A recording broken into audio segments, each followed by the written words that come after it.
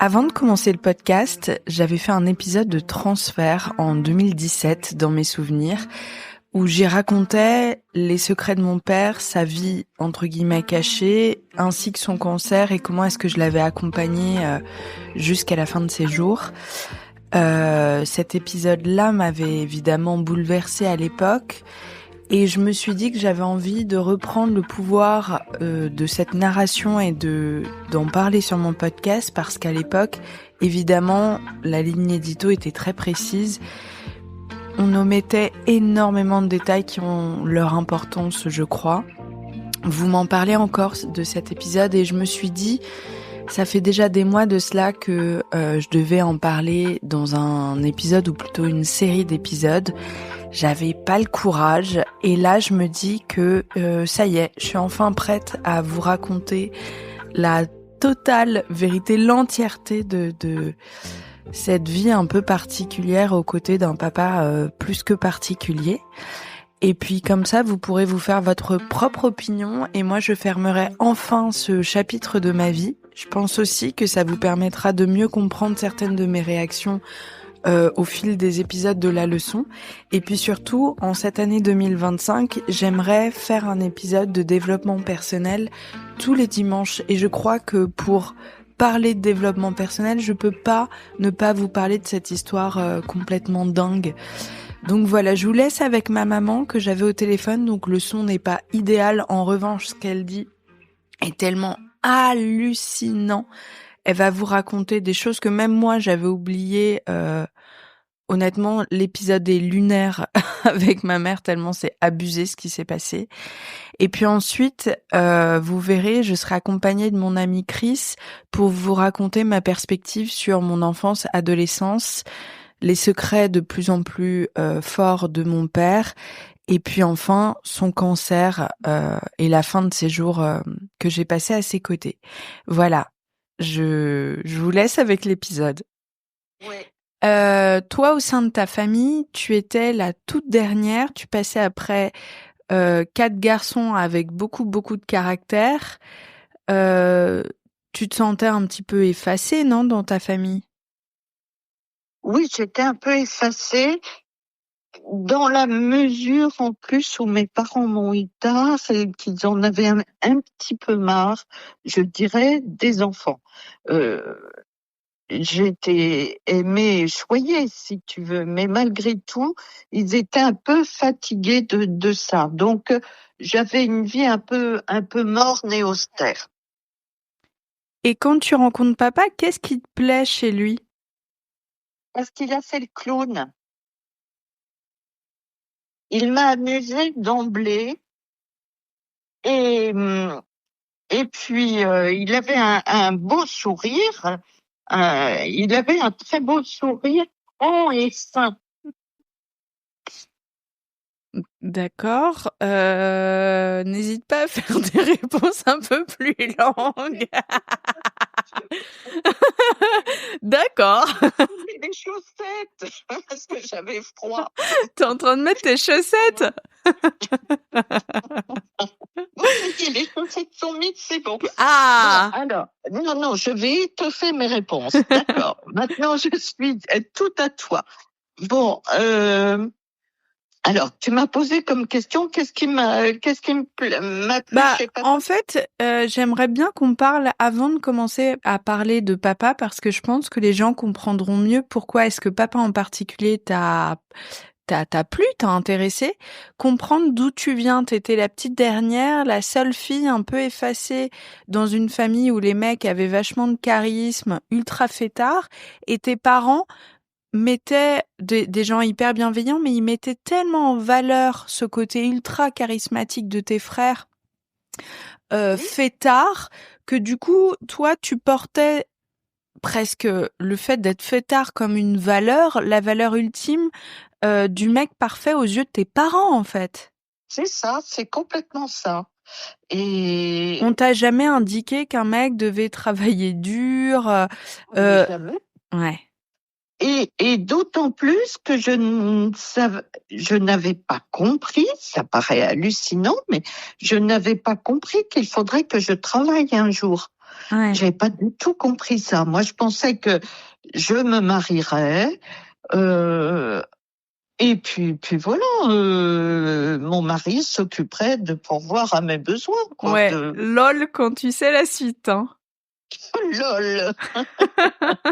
Oui, absolument. Ah, la découverte a été surprenante, hein. L'eau un peu fraîche. Voilà, c'est à peu près ça. Oui, voilà. Et donc tu rencontres plutôt papa à une soirée, il te fait mourir de rire et de Oui. son côté, lui, c'est un coup de foudre absolu et vous vous mettez ultra rapidement ensemble. Alors, 8 jours après, j'étais installée chez lui. Enfin non, on s'est rencontrés un samedi, je me souviens, le Ouais. 5 décembre. 8 jours après, on se revoit. Crac, crac. Oh maman! C'est la première fois que tu me dis ça! Je suis super choquée! C'était simple et évident. Bon, ben voilà. D'accord, Et bon. 15 jours après, je vivais chez lui. J'ai pas m'en c'est remettre. une affaire rondement menée, écoute. Et 15 jours après, tu vivais chez lui et très rapidement, toi, tu rentres dans son monde.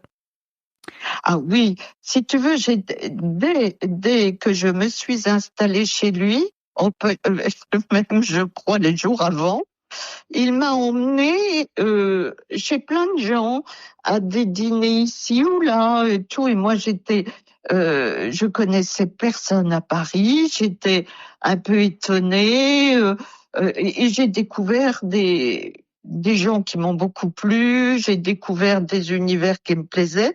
Donc, si tu veux, ça m'éblouissait tout ça. Mais ouais, en plus, papa, il était hyper drôle, hyper cultivé. Dans une C'est ça. pièce, il avait vachement de Complètement. charisme.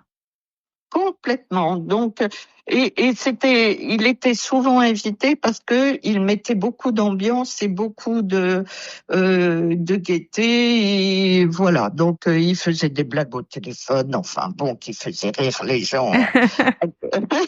Bon, tu vois, des trucs idiots, mais qui ont plu. Ouais, t'avais 20 ans, hein. T'avais genre 23 ans, t'étais jeune. Oh oui, 22 ans, oui, un truc comme ça, oui, 22 ans, tu te rends compte, on est un bébé Et à donc, 22 en ans. fait, ben voilà.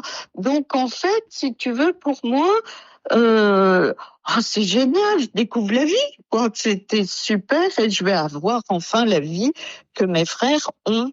Ouais, tu le vivais Donc, presque un peu par procuration. complètement, c'était vraiment par procuration.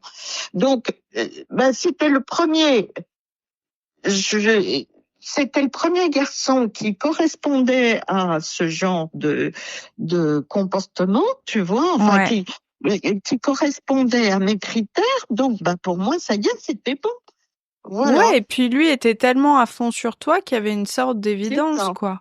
Absolument. Et comment t'étais à ses côtés? Est-ce que t'étais plutôt du genre à t'effacer pour le mettre en lumière ou alors est-ce que ça te révélait à qui tu étais? Non, pas du tout. J'étais complètement le second couteau, quoi, la fille qui Ouais. suit et qui s'efface, mais et puis j'étais un peu intimidée quand même par les gens que nous rencontrions, donc qui se tournaient tous vers Philippe qu'ils connaissaient ou plus ou moins, mais enfin bon. Et voilà, donc moi j'étais la petite chose derrière qui suivait, qui profitait de la lumière, mais les gens ne s'intéressaient pas à moi, si tu veux. Ah, je l'ai tellement Voilà. vécu, ça, je vois tellement ce sentiment-là où on est à la fois contente, mais du coup, on met l'autre, apparaissant sur un piédestal. Oui, absolument. Et si tu veux, ce piédestal, ça a été à tel point que tu sais, à l'époque, il habitait un studio près Ouais. du boulevard Ferrer. C'était petit, c'était bien foutu, mais c'était petit. Et donc, je suis allée m'installer chez lui parce que moi, j'avais rendu mon appartement parce que je partais pour un grand voyage. Lorsque je suis rentrée de ce grand voyage, 2 mois après, je suis venue. Ouais, dans son studio. dans son studio. Et en fait, d'emblée, je lui ai dit, oh, ne t'inquiète pas, ne pousse pas tes affaires, je me débrouillerai, Donc, mes affaires étaient dans une valise que je glissais sous la commode. Je me suis effacée dès la première minute. Ouais, c'est un truc de fou, surtout ne pas déranger pour quand même que l'autre reste avec toi. C'est totalement ça. Et lui, ça lui convenait parfaitement parce qu'il avait été complètement servi et adulé par sa mère. Donc, fils unique, élevé par une dame d'un certain âge, qui était vraiment au service d'eux. C'est intéressant ce que tu dis parce que dans l'épisode suivant avec Chris, on va parler du fait que papa, il a été vachement humilié enfant. Moi, c'est ce dont je retiens de son enfance, c'est les humiliations subies par sa maman, ma grand-mère. Et l'autre versant, c'est à la fois ce déséquilibre entre le fait d'être humilié et aussi adulé comme un demi-dieu. C'est fou, mais on comprend mieux la suite, en fait. Oui. Et toi, papa était sa chose, son bébé à elle et rien qu'à elle et pour elle. Et en fait, elle n'a pas supporté qu'il prenne son envol, même tout petit, même qu'il ait des amis, c'était pas tolérable. Et en fait, elle voulait le garder, donc elle l'a fait grossir comme une petite boule. Elle l'a gavé, quoi. Elle l'a gavé. Puis il y avait plein de choses de ce genre. Et donc après sont venues les humiliations. Voilà. Donc c'est fou, j'en parle pas de son rapport au corps et je pense que ça va être très important dans la suite des choses, c'est qu'il était tellement dur envers son propre corps à lui, mais celui des femmes aussi. Il tolérait pas le moindre kilo en trop. Il était grossophobe d'une violence inouïe. D'une violence énorme. Et ouais, c'est fou. Quand tu le rencontres, il te dit qu'il travaille. Ah bah bien sûr, il travaillait dans la reine. Maman, non, dis pas. on garde quand même un peu d'intimité. Il travaillait. Voilà. Il partait tous les matins en costume. Oui, tous les matins en costume et me disait surtout ne m'appelle pas entre 13h et 15h parce que je fais ma sieste. Ah bon? Tu fais une sieste? Ah oui, tu sais, je suis corse. Les Corses, ça fait des siestes. Ah bon? Bon. Moi, naïve. Donc, je n'osais pas appeler avant 15h. Bon. C'était hallucinant, quoi.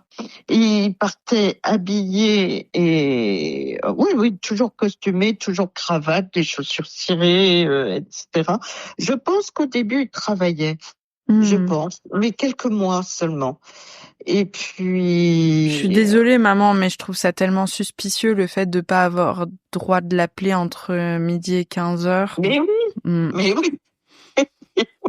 Oh, voilà. Rions-en, hein. Oh, bah, évidemment. Et puis... Et comment t'as découvert, toi, qu'en fait, il avait arrêté je sais pas s'il s'est fait virer ou juste il a arrêté de travailler, mais il continuait à te mentir? Comment est-ce que je l'ai su? Non, à un moment, il m'a dit, oh, je change de boulot. Bon. Oh, maintenant, je vais monter une boîte. Ah bon? Très bien. Oh, moi, la vache, j'oserais pas, c'est vachement bien. Et il avait un discours extrêmement peaufiné, si tu veux. C'était construit, intelligent, et il avait beaucoup plus d'expérience que moi du milieu du travail, et je le savais, je le voyais quand même. Hein, j'étais quand même pas idiote, mais donc il m'a berné pendant très longtemps. Puis il y avait des signes, des trucs évident, si tu veux, mais que je ne voulais pas voir. Mais ouais, t'as 22, 23 ans, tu te dis que t'es avec l'homme de ta vie. L'époque était malgré tout différente. Il y avait pas, c'est con à dire, mais il y avait pas les réseaux sociaux, il y avait pas tout ce réseau d'entraide qui s'est multiplié. Euh, Tu voulais pas voir comme tu le dis parce que tu te disais bon, il est très bien sur plein de trucs, donc je vais un petit peu mettre sous le tapis les trucs qui me plaisent pas. Complètement. Ouais. Oui, complètement. Et c'était quoi les Et petits signes? Parce que spoiler alerte, en fait, il a menti à maman durant des années en disant qu'il partait au travail, alors que mes grands-parents lui envoyaient un mandat avec de l'argent chaque mois et que il partait en fait au café du coin prendre un café serré et lire L'Équipe en costume. ouais, c'est ça. Oui, c'est ça. Et C'était quoi les petits signes? alors les petits signes, euh, on a commencé. Alors on avait nos comptes séparés. Tu vois, Ok. ils ne voulaient pas qu'on ait deux. On aurait pu avoir un compte commun, tu sais, pour les questions de maison. Non, non, non, non. Ils ne voulaient pas ça. Bon. Et puis je n'osais pas en parler à mes amis parce que je voulais pas que certaines choses les étonnent. Ouais. Et si tu veux, entre nous, on parlait pas du tout de nos vies. Absolument pas avec mes amis. Donc rien d'intime même, tout court. Et donc je savais pas très bien ce qui était normal ou pas normal. Que te dire d'autre comme petit signe? Il y avait... Ah oui, une fois, je suis rentrée plus tôt et il était présent. J'étais étonnée. Oh oui, mais en fait, j'avais un rendez-vous...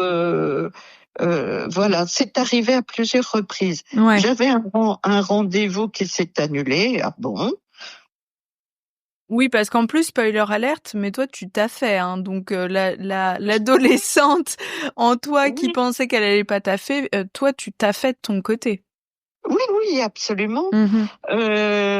Donc, effectivement, tu rentres plusieurs fois à la maison et à chaque fois, dis donc, tu tombes pile au moment où il a un rendez-vous qui est annulé. C'est étonnant.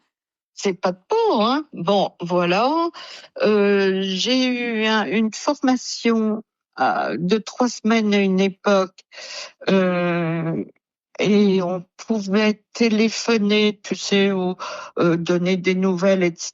Bah, bizarrement, il n'était jamais là pendant les 3 semaines où j'étais. Enfin, j'avais beau appeler, tu sais, c'était que des téléphones fixes à l'époque. Ouais. Il n'était jamais à l'appartement, bon, enfin, ou à son boulot, supposé, ou j'étais un peu étonnée, mais bon. Et je m'obligeais à ne pas être suspicieuse, tu sais. Oui, parce qu'en plus, il fallait pas, enfin, encore une fois, t'essayais d'être plus que parfaite comme petite girlfriend. Donc, tu voulais surtout pas jouer à la jalouse. Et je mets des gros guillemets, hein, bien sûr. Pas du tout, absolument. Donc, si tu veux, j'ai pas eu véritablement de signes à ce moment-là de choses qui m'aient prouvé qu'il ne bossait pas, mais voilà. Et les gens s'en rendaient compte en revanche autour parce que des années après, ils m'ont dit mais tu n'as pas vu qu'il ne travaillait pas? Et j'ai dit bah non, ouais, non. C'est ouf. Mais ouais. Voilà et bon parce que il devait se couper sur certaines choses, je pense. Ouais. Mais moi, je ne le voyais pas parce que je voulais pas le voir, sans doute. Et puis... Ouais, je vois bien. Et tu te rappelles de ce que les gens te disaient en mode mais si, quand il avait fait ça ou ça, non, Non, il me donnait pas d'exemple. C'est ça qui est un peu gênant parce que ça m'aurait mis vraiment les yeux en face des trous, en fait. Ouais, Mais c'est bon. clair. Et puis bon, c'était passé, quoi. Voilà. Donc, Et pendant cette période-là, parce qu'il y avait une dynamique de couple qui s'est installée entre vous, qui s'est aussi répercutée sur moi, c'est ce côté où tu devais absolument, pour que vous vous entendiez bien finalement, faire que des trucs cool pour un homme, entre guillemets. Ah, c'est ça. Oui. Je ne l'intéressais et lui plaisais que lorsque je faisais des trucs d'homme. Voilà, par exemple, je me souviens j'ai participé, j'ai fait les sélections du rallye des gazelles. Ouais. Qui est un rallye automobile qui avait lieu dans le désert. Donc, j'ai passé la sélection. Et vraiment, c'est idiot, j'ai loupé un chouïa. Vraiment, c'était... bon, peu importe, je l'ai pas fait. Mais tu le faisais un peu pour paraître cool dans les yeux de papa, en fait. Oui, exactement. Alors là, j'étais portée au nu.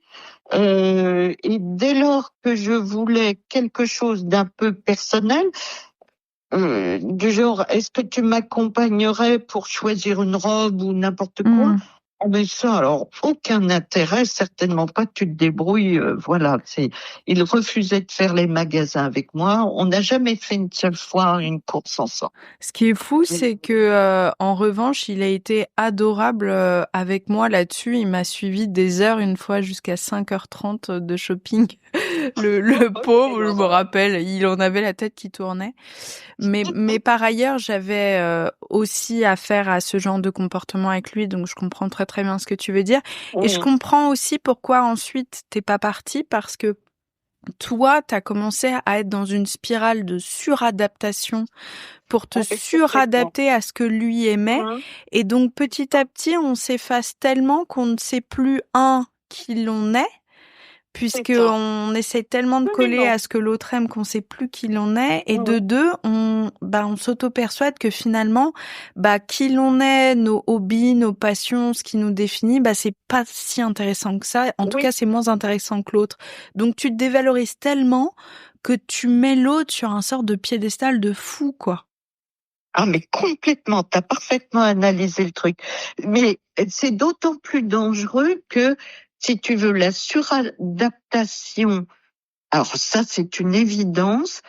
Et surtout, c'est arrivé à une époque où je n'étais pas encore formée, si tu veux. Ma personnalité n'était pas faite, je ne savais pas où j'allais, ce que je devais faire et tout. Donc, je n'étais déjà pas construite et je me suis tellement suradaptée que j'ai adopté son mode de vie, son mode de pensée, voilà, il a fallu que j'épouse complètement sa façon de vivre, d'être et tout, sans que ma personnalité se soit affirmée Et en plus, tous ces petits trucs-là que tu acceptes au départ, en fait, c'est là où on se dit qu'en couple, c'est ultra dangereux d'accepter les petites choses qui nous dérangent dès le départ et qu'on devrait tout de suite mettre le haut là. Voilà, parce que petit à petit, ces petites choses font que tu acceptes de plus en plus de petites choses, entre guillemets. Et en fait, à la fin, ça fait un océan de choses que tu acceptes qui sont, quand on regarde la globalité, intolérables. Et ce qui fait que tu acceptes petit à petit sa tromperie qui est de moins en moins masquée. C'est ça, absolument. C'est très très bien résumé. Maman, 10 ans de psy, hein. Oui, mais écoute, non, t'as très très bien analysé la chose. Ouais, c'est vraiment ça. Et il te dit des trucs qui sont, mais aujourd'hui, quand tu me dis ça, mais je trouve ça lunaire et terrible. Il te dit des choses du style, rends-toi bien compte. Donc toi, par exemple, tu rentrais le week-end visiter tes parents. Donc j'imagine que lui faisait pas l'effort de venir parce que ça devait l'emmerder. Ah bon ? De toute façon, il était anti-famille, il refusait. Alors, non, il avait été bien reçu par mes parents, qu'il avait apprécié. Que lui avait apprécié. En plus. Bon. Oui. Mais il les avait trouvés très gentils, etc. Mais que disais-tu auparavant? Que moi je me rappelle d'un truc que tu m'as raconté et j'imagine que c'est l'arbre qui cache la forêt. Qu'un jour tu rentres à Nantes pour un week-end et qui te dit, tu réalises quand même que je vais pas pouvoir rester seule 2 jours entiers. Et il te prévient donc qu'il te trompera, mais quand même que tu sois rassurée parce il prévient les maîtresses qu'il est en couple. C'est ça, absolument. Oui, oui. C'est C'est lunaire. c'est complètement lunaire et là tu t'es complètement perdu si tu veux face à ce comportement. Et en plus, il me disait, et tu te rends compte, tu es jalouse. Ouais, c'est clair, maman. Abusé, hein. Waouh. Abusé. Et je faisais pas de crise de jalousie violente et tout, mais bon, j'appréciais pas du tout, tu vois. Mais c'est Et atroce. Toi, tu rentres 2 jours à Nantes en te disant, là, il est en train de me tromper. Mais c'est horrible. bien sûr, bien sûr. Oui, oui. Oui, Et en plus de ça, ta réaction, on te fait dire que ta réaction n'est pas normale. oui. De toute façon, tout ça, c'est ta faute, si tu veux. Ouais. Tout ça, ça ne devrait pas se passer comme ça, nous sommes d'accord. Mais c'est parce que tu te permets de t'en aller que comment veux-tu que je fasse, moi? Bon, voilà. Oh, mon Dieu, mon Dieu, mon Dieu. Ouais. Franchement, papa, mais qu'est-ce que je l'aimais et qu'est-ce que je l'aime encore aujourd'hui. Mais waouh, c'est quand même un sacré morceau, hein. C'est un sacré Waouh, morceau. waouh, waouh, waouh, waouh. Et Mm, puis, mm. t'apprends, donc on l'a appris il y a pas longtemps, que il commence carrément à avoir une double vie au bout de quelques temps, quoi. Ah ben oui, oui, ça a été assez rapide et c'est ton parrain qui me l'a dit naïvement, enfin naïvement, je sais pas. Ouais. Surprise! Surprise. Oh ben oui, tu sais bien, à telle époque, oui, il avait installé sa maîtresse chez une de mes anciennes copines. Ah bon? Bon, ça m'a pas fait plaisir, tu Non, vois. tu m'étonnes. Mamounette, t'es toujours sur le canapé parce que j'ai l'impression que j'entends un peu d'écho. Ah oui, oui, oui, je suis partie dans la cuisine, Ah, excuse-moi. ça s'entend. Bon, excuse-moi, je voulais me faire un café, pas zut alors. Je veux bien que tu reparles proche de ton Oui, téléphone. oui, oui, oui. Voilà, c'est bon. Ok, donc petit à petit, tout ça, toi, ta confiance en toi, la chute libre. Le peu de confiance en moi que j'ai jamais eu, là, il n'y avait plus rien du tout, bien sûr. Ouais. Et tu finis quand même par l'épouser, quoi. Ben, écoute, tout le monde, j'étais engluée, engluée. J'étais incapable de prendre une décision d'une façon ou d'une autre. J'étais même à la limite dans mon boulot, j'étais incapable de. Euh, J'étais perdue, quoi. Je comprends. Je comprends, ça Voilà. te fait Je douter de trouve ton propre pas les mots. Si, Oui, c'est en ça. fait, il avait fini par te faire douter de ton propre jugement. Bien sûr. Et en fait, un jour, il me dit, écoute, ce serait bien qu'on se marie. Et en fait, socialement, j'en avais besoin. J'étais tellement une petite chose effondrée que tu sais, c'était une existence sociale d'être mariée. Et toutes mes amies d'enfance et autres étaient mariées. Et moi, j'étais celle qui se faisait pas épouser, tu vois, c'était ça. Ouais, je Et, comprends. et en fait, ça, bon, pour moi, c'était important. Et le jour du mariage, ça n'a pas été un mariage pour moi joyeux parce que le jour du mariage, je me suis dit, bon, aujourd'hui, tu es en train de faire une grosse bêtise. C'est pas Mais vrai. oui, Oh, ma oui, oui. pauvre Mamounette, c'est trop Je me suis triste. dit, heureusement que le divorce existe. Bon, Oh, ma voilà. pauvre. Bon. Bon, écoute, tu sais, je pleure pas du tout sur mon passé, hein. Non, je sais que tu Je pleures vis pas. pas. Oh, pas du tout. Malgré tout, j'ai eu une vie intéressante. Je me morfonds pas du tout je suis pas passéiste ou dans le regret. Non, Pas je du sais tout. parce que t'es Mais pleine bon, c'est dommage. d'énergie pour. Oui, Non, je suis juste, ça me fait de la peine pour toi parce que je oui. t'aime plus que tout, quoi. Et du coup, je. C'est de l'empathie. Oui, oui, je sais. Merci, mon chat, c'est adorable. Mais en l'occurrence, ça glisse presque sur moi maintenant. Tu vois tout ça. C'est vrai que c'est hallucinant ce que je te raconte. C'est incroyable. Mais bon, voilà. Donc, comme tu dis, heureusement que le divorce existe, parce que il y a des époques où on ne pouvait pas divorcer, ou des milieux où on ne peut toujours pas divorcer. Je suis bien contente que toi, tu aies eu cette liberté-là. Oui.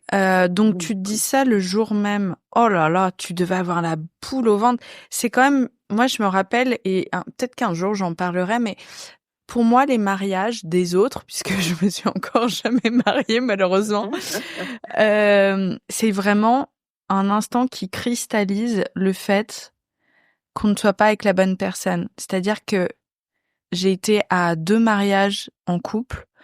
Et à chaque fois, j'avais une boule au ventre en regardant les autres qui s'étaient bien trouvés et en me disant « Oh, mon Dieu, je suis pas avec la bonne personne ». Et ça crée une sorte d'angoisse.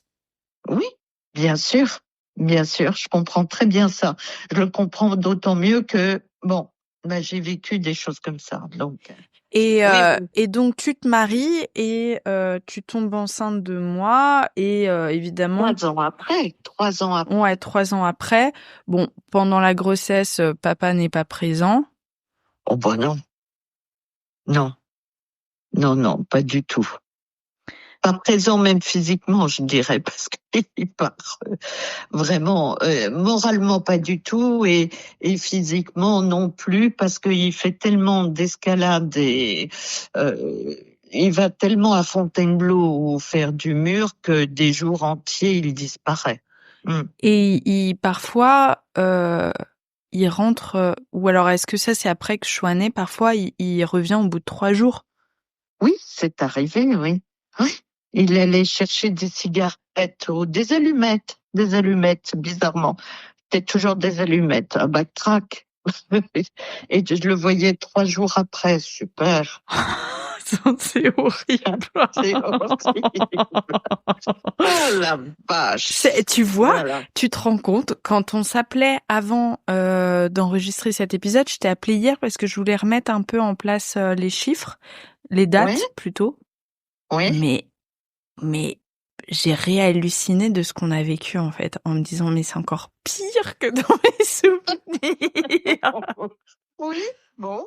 Et dans tout ça, trouver pire. Hein. Non, mais je veux dire par rapport à mes souvenirs de la situation. Oui, par rapport à tes souvenirs, je le comprends. Ça, disons que je garde un amour total pour mon papa qui, je sais, m'aimait vraiment comme la prunelle de sa vie, mais j'ai vraiment enlevé mes lunettes roses que j'avais enfant où mon père était intouchable, c'était vraiment un demi-dieu quoi pour moi, et aujourd'hui je reconnais que c'est un homme qui a vraiment déconné, et quand on voit à quel point tu es une femme bien, on aurait dû prendre soin de toi et on l'a pas fait, et ça je ne suis plus d'accord avec ça.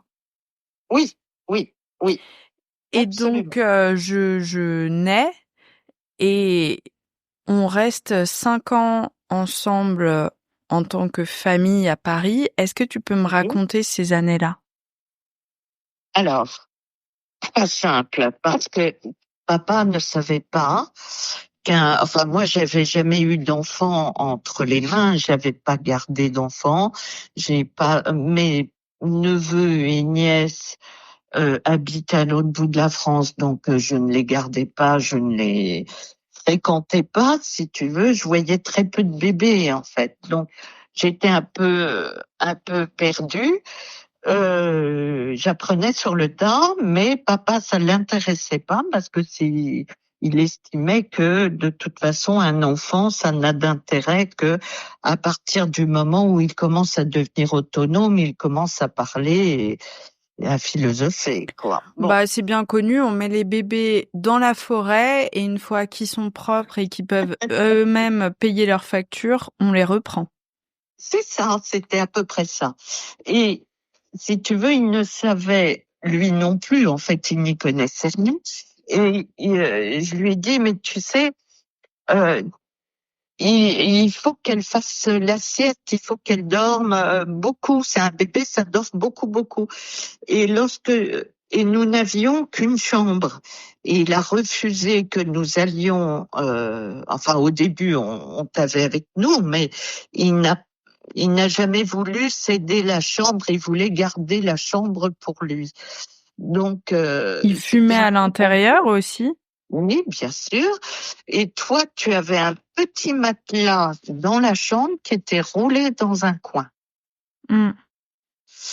Et à un C'est con, moment, mais je suis sûre que inconsciemment, je me suis tout de suite rendu compte. Je pense qu'honnêtement, les premières années, on définit tout le reste. Le fait d'avoir un petit matelas dans un coin, je te jure que je suis certaine qu'aujourd'hui, ça a un impact encore. Ah, mais j'en suis sûre, bien sûr. Et il n'acceptait pas que que tu sois dans l'appartement, dans la journée, etc. On pouvait pas te faire garder parce que moi, j'avais perdu mon boulot et que lui, ne travaillant pas, si tu veux, on pouvait pas t'inscrire en crèche. Alors attends, on précise pourquoi tu avais perdu ton boulot, parce que les gens vont commencer à se dire, ok, Ma boîte avait coulé, donc bon. voilà. Et tu pouvais pas reprendre un taf parce qu'en fait, qui allait me garder? C'est ça. Et papa ne travaillant pas, eh bien, écoute, de façon normale, la CAF et tout ça estimait que il pouvait garder, si je cherchais un autre boulot, lui pouvait te garder et inversement, si tu veux. Il y avait obligatoirement un parent qui pouvait garder le bébé, donc tu n'avais pas de place en crèche. Et il n'y avait pas des discussions entre vous en mode, mais il va falloir... Aucune. Ok. Non. Et la journée, je le dérangeais? Oui. Et en fait, je passais mes journées. Ah, maman, tu t'es encore dans une pièce avec les... Oui. Comment dire, dans la journée, il neigeait en plus quand tu étais tout petit bébé. Il neigeait à Paris. Et en fait, je te promenais des heures et des heures dans la poussette parce que nous n'avions pas droit de rentrer dans l'appartement avant au moins 17 heures ou 18 heures parce que, soi-disant, nous l'empêchions de trouver un boulot. Voilà. Mais c'était violence psychologique, en fait, pour toi, honnêtement. Oui. Et si tu veux, j'ai fait tous les musées de Paris. Donc, écoute... J'adorais ça, pour le coup. Je me rappelle, enfant, te demander tout le temps je veux faire un musée. Pardon, je me cire un peu les pompes moi-même. J'avais envie de le placer. Oui, non, mais absolument, c'était ça. Et puis, donc, j'essayais de temps en temps, j'allais dans des cafés, mais j'avais pas beaucoup de sous, bien sûr. Donc, voilà. Puis les huissiers sont déjà venus, non? Ah ben, les huissiers sont déjà venus plein de fois. Oui, déjà avant le mariage, les huissiers débarquaient déjà. Voilà, parce que il était déjà en pleine rupture administrative. Il refusait que je fasse les impôts, que je m'occupe de choses comme ça. Et en fait, il ne payait pas les factures, il ne payait pas les impôts. Donc, bon... Il y avait des petits signes avant-coureurs du reste, maman. Il y avait de très, très gros signes. Je vous invite à écouter la partie 3 de cette série. La partie 3 sur le cancer de mon père et de sa rupture totale avec le système, où on explorera cette partie-là plus en profondeur. Voilà. Voilà. Évidemment, il est jamais venu me chercher une seule fois à la crèche. Si, une fois, je crois, non? Non, il est venu une fois te chercher à la sortie de la maternelle et il avait été, il avait été très, très content du truc parce que bien évidemment, il ne savait pas où tu étais, dans quelle école tu étais. Et un jour, pour X raison, il y va et en fait, il se retrouvait qu'avec des jeunes femmes. Donc, ils ont trouvé ça super sympa. Waouh. Ben oui. Et ça l'a pas motivé à recommencer? Ah non. Non. Pas du tout. Il jouait avec moi? Très très peu, quasiment jamais. Non, non, vraiment pas. Il me prenait pas dans les bras, il me donnait pas de signe d'affection? Non. Non, mais je voyais qu'il était intéressé, enfin quand même. Mais si tu veux, un homme ne fait pas des choses comme ça. Ouais. De toute façon, très macho. et ce côté macho, je me rappelle très très bien du jour où il s'est cassé, et Dieu merci, c'est moi qui l'ai provoqué en lui disant je t'aime vers l'âge de 16 ans, et j'ai vu vraiment quelque chose, la coquille se fracturer un peu, et une petite boule de douceur en dessous, et c'était vraiment une carapace énorme de construction sociale en tout cas. Oui. Si tu veux, l'image qu'on donne, ce que je raconte, c'est épouvantable, c'est une horreur. Oui, mais c'est la réalité. Oui, mais par ailleurs, il avait quelque chose de très attachant et touchant, et il était aussi bizarre que cela puisse être. Il était très honnête au point d'en être naïf. Tu vois, il pouvait pas imaginer que quelqu'un vole, par exemple. Bah ouais, mais il passait sa vie à mentir. Mais il passait sa vie à mentir. C'était bourré de contrastes, en fait. Mais il était, par bien des côtés, très attachant. C'est ça qui est, si tu veux, parce que bon, les gens qui vont entendre ça vont se dire, mais enfin, c'est hallucinant. Quelle était cette Ouais. ogre, bête des bois qui, voilà. Or, il séduisait tout le monde. Donc, si tu veux, c'était complètement, c'était étrange comme situation. C'était Dr. Jekyll et Mr. Hyde. Hein. Non, c'est vrai. Et tu vois, à partir du moment où il a commencé à me trouver intéressante, c'est glauque, mais c'est la réalité. Et on en parlera plus dans l'épisode, le deuxième épisode sur mon adolescence. Mais moi, mon papa, alors c'était des miettes de pain par rapport à ce qu'un père devrait être. Ça, c'est factuel. Mais j'avais un papa. Déjà, on s'écrivait tous les jours, on s'appelait tout le temps, on se voyait plusieurs fois par semaine à l'âge adulte. Dès qu'il voyait un article qui pouvait m'intéresser, il allait me le prendre en photo, on allait en débattre. Il montait vraiment son amour de cette manière-là.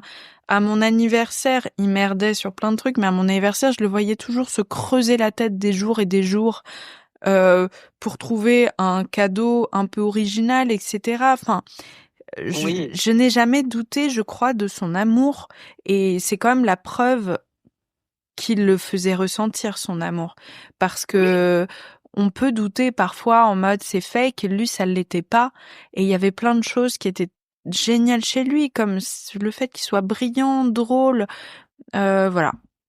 Mais ça, j'ai jamais vu enfant, parce que moi, j'étais face à quelqu'un qui ne s'intéressait pas à moi et qui ne parlait que d'escalade et de Formule 1. Franchement, c'est pas fun quand t'as 12 ans ou que t'as 8 ans et que t'aimes les princesses, etc. Évidemment. Donc bon, voilà. Donc moi, je suis petite fille.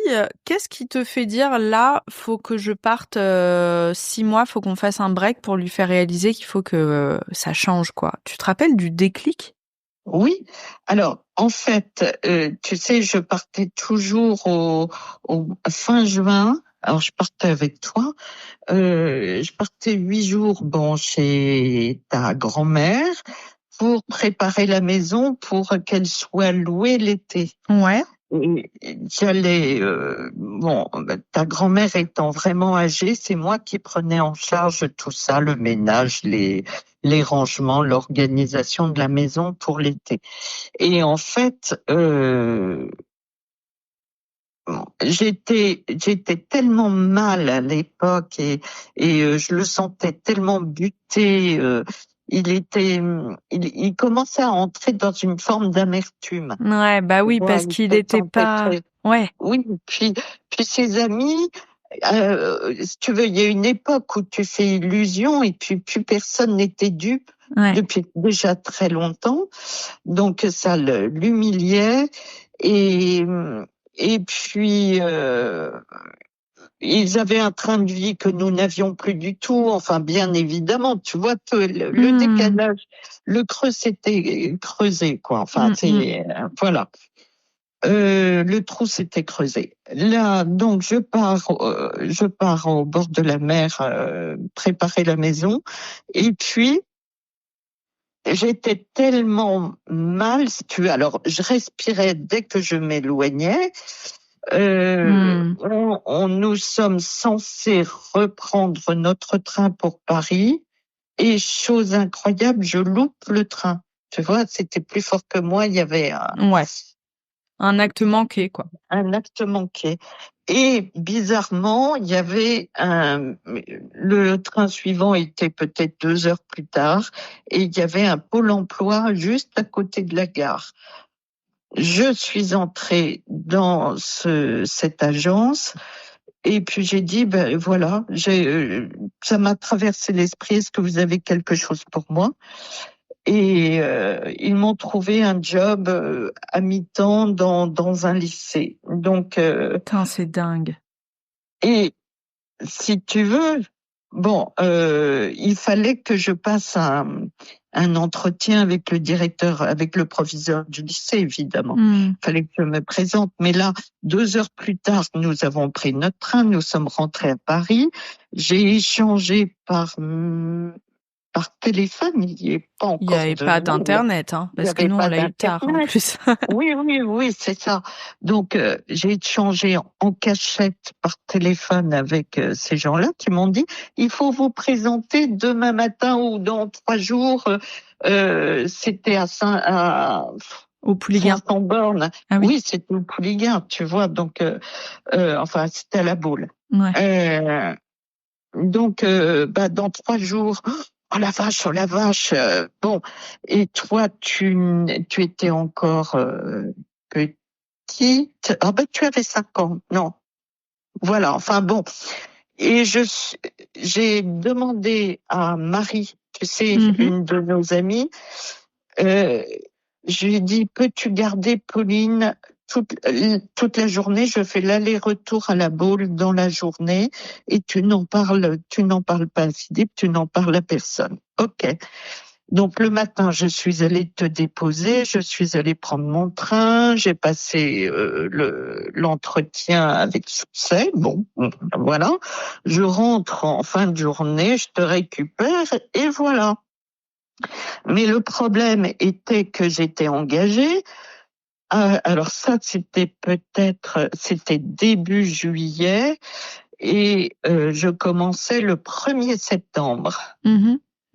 Et je dis comment que je pars m'installer. C'était un contrat de 9 mois. Comme papa me reprochait en permanence que nous soyons dans ses pattes, parce que nous l'empêchions de chercher du boulot, de faire ses affaires, de tout. C'était épouvantable qu'on soit dans ses pattes toute la journée. Eh bien, le truc tout trouvé était, je pars 9 mois, tu viendras nous voir au bord de la mer. C'est pas si désagréable que ça en plus, hein. Bon, il pouvait venir passer des week-ends, ou que nous remontions à Paris pour le voir. Enfin, on aurait pu se voir toutes les 3 semaines, un truc comme ça. Et je pensais, tu vois, que moi, dans mes souvenirs, tu lui avais dit, on fait un break, c'est pour te faire un électrochoc. Non, en fait, t'as jamais dit ça. Je lui ai dit, écoute, voilà, j'ai un contrat de 9 mois à la Baule, je peux loger dans la maison du Pouliguen, donc les choses sont simples et de cette façon, ça te permettra d'être au calme et de retrouver quelque chose et puis dans 9 mois, je reviens. Okay. De toute façon, ça ne nous empêche pas qu'on puisse, tu viens nous voir, en plus, il y a des rochers d'escalade au Croisic, tu pourras aller faire de l'escalade au Croisic et puis nous, on vient te voir le week-end, enfin, tu vois. Je comptais là-dessus. Et puis en fait, là, on l'a pas vu, quoi. On l'a pas vu et nous, on n'est pas rentrés à Paris. Parce que toi... Si. Nous sommes régulièrement remontés à Paris. Donc, je te récupérais à la sortie de l'école. À l'époque, c'était 4 heures, c'était tôt, 4 heures le vendredi. On sautait dans le train, il y avait 3 heures de train. On arrivait à Montparnasse, bon, t'étais une petite fille de 5 ans. 3 heures de train, tu vois un peu, on arrivait tard. Et bien sûr, ils ne nous attendaient pas à Montparnasse. Bon, on se tapait ensuite le métro. Et je lui disais, est-ce que tu peux prévoir une tranche de jambon ou un peu de nouilles? Voilà. Déjà, devoir demander ça, c'est chelou. Enfin, ça semble... Et en fait, il ne rentrait pas. Il est plusieurs fois rentré à minuit, voire 1h du matin.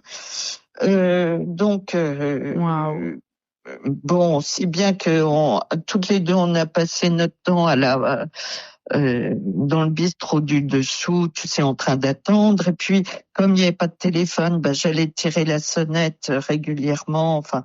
Ah, mais t'avais pas les clés? Mais non, j'avais pas les clés. Il me les avait redemandées. Donc, t'attendais avec ton enfant de 5 ans dans un café. Oh, la honte. Je suis désolée, mais là, la honte. Ouais.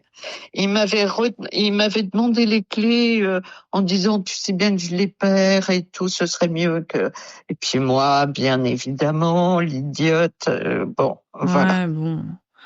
Voilà. Alors là, tu vois, c'est le moment, à chaque fois, les enfants, c'est là où je n'ai plus aucune patience. Je suis désolée, mais faire attendre une maman et son enfant de 5 ans jusqu'à minuit dans un café, ça me débecte.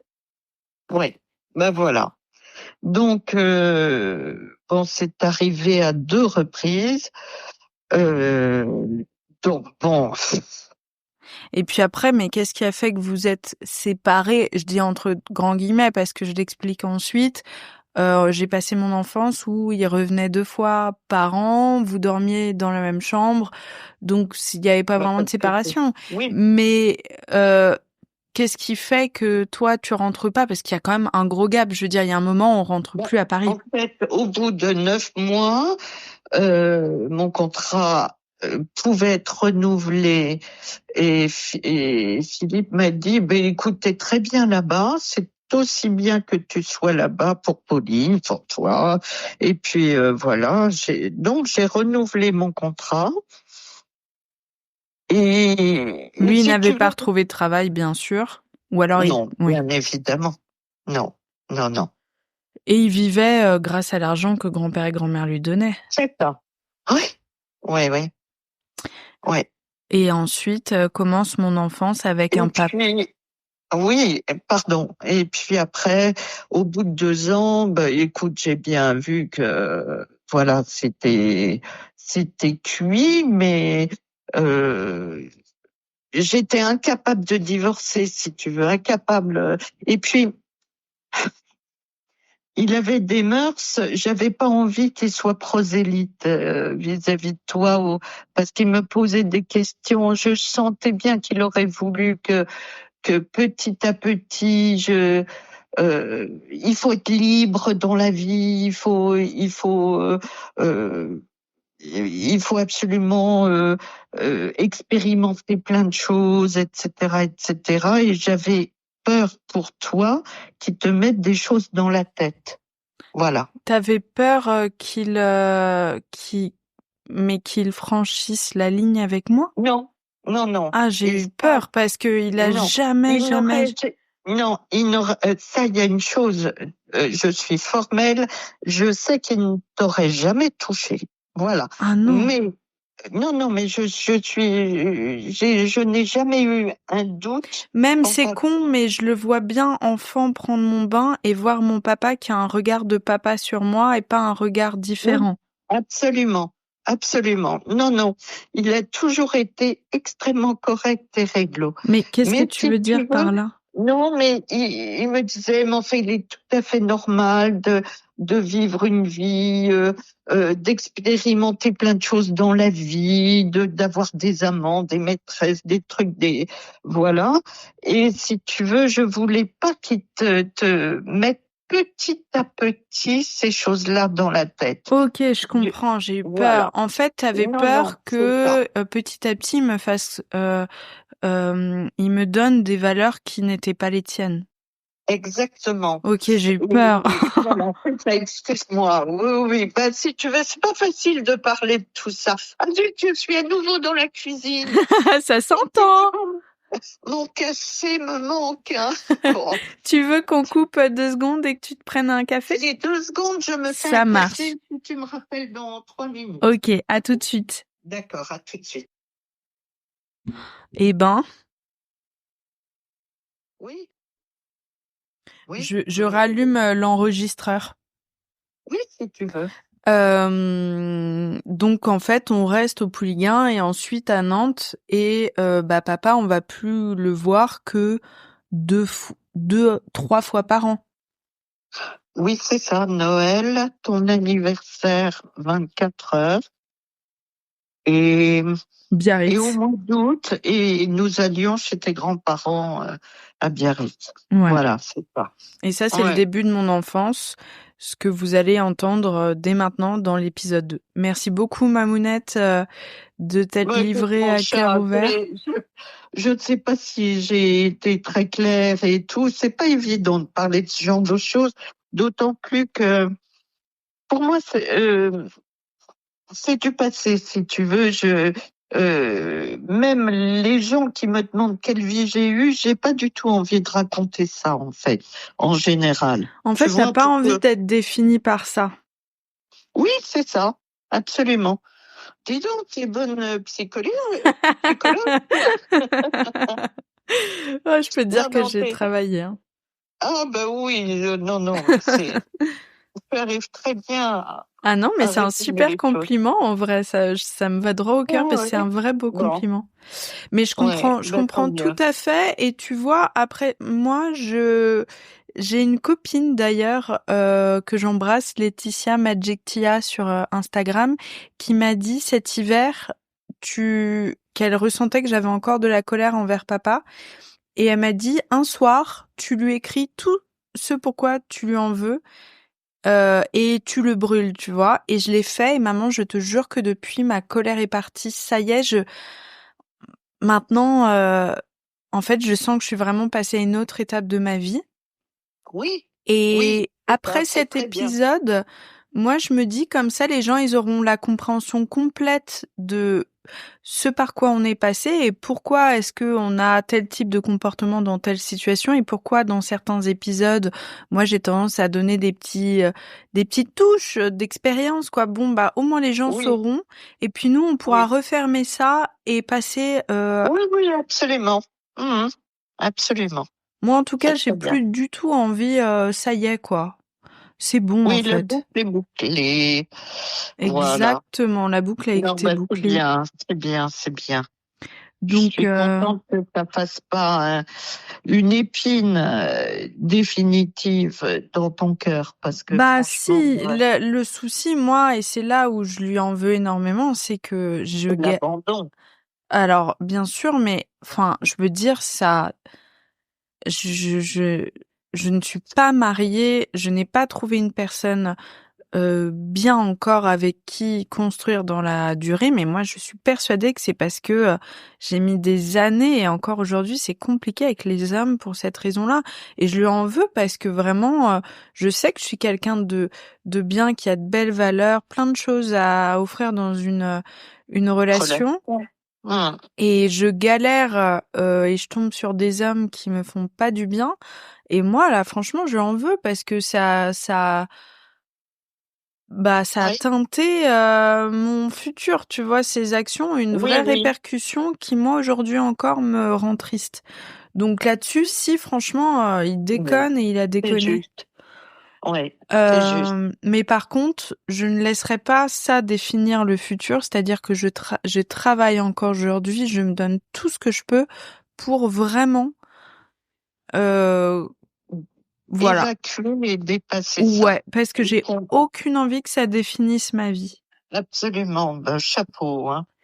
Et non, t'as été hyper claire dans ce que tu as dit et toi aussi une excellente. Et d'ailleurs, je vais le dire au micro parce que je le pense vraiment, mais rares sont les femmes de ton âge que j'ai entendu parler de leur relation passée, avoir une telle analyse un tel recul sur elle-même. Il y a ce grand truc de votre génération de oh bah c'est comme ça, j'ai fait du mieux que j'ai pu, hop j'avance. Et ce sont des gens qui répercutent leur trauma passé sur les générations futures et qui disent des horreurs à leurs enfants ou à leurs petits-enfants parce qu'elles n'ont aucune conscience d'elles-mêmes. Et toi, c'est pas ton cas. Et je sais que tu es quelqu'un. Non, bah, tant mieux. Mais c'est incroyable, tu te rends pas compte. Je sais que tu seras une grand-mère qui aura des paroles douces qui font grandir et pas qui cassent. Tu te rends compte, maman? Tu peux être fière de toi. Hein. Bon, bah tant mieux, tant mieux, tant mieux. Non, t'es quelqu'un qui a énormément évolué et qui a repris ta liberté. Ah oui. Et aujourd'hui, tu as ton tempérament, ton caractère. Tu t'es vraiment révélé, quoi. Et tu sais, il y a une chose vraiment, c'est que j'ai beaucoup grandi avec toi. Tu m'as beaucoup poussé dans mes retranchements et posé beaucoup de questions qui font que j'ai dû évoluer.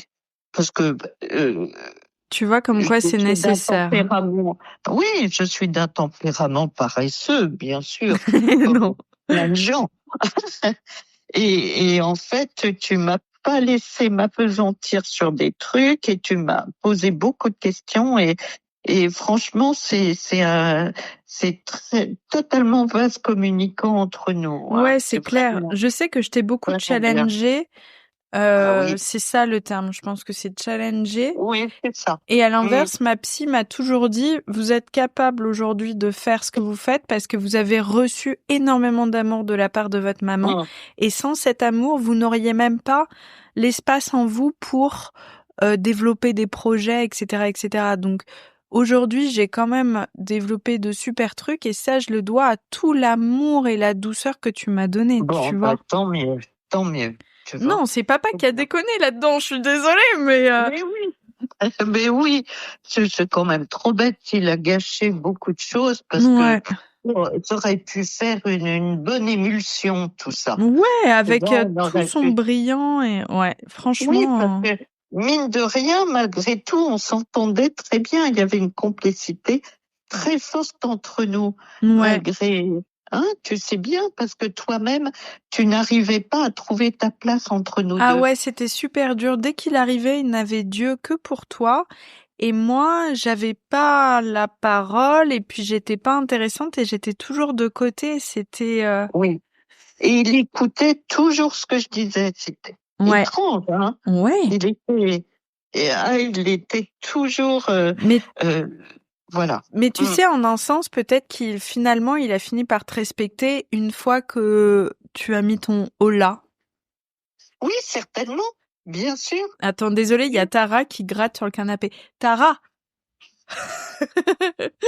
Pardon, je laisserai ça, hein, évidemment. Elle me regarde en mode « J'ai rien fait !» Oh là là. Bon, mais écoute, ouais. Je te fais un gros bisou. Tu vas faire de tout ça, mais bon. Ah bah, c'était passionnant. Je vais le poster et les gens se feront leur idée. Mais moi, je t'ai trouvé ultra claire, très très courageuse de dire ça parce que c'est pas évident. Tant mieux. Bisous, mamounette. Bon, bah, je vais aller me faire un petit goûter. Je vais aller me faire foutre. Aussi. Les bontés. Je t'embrasse très fort. Gros bisous. Bisous.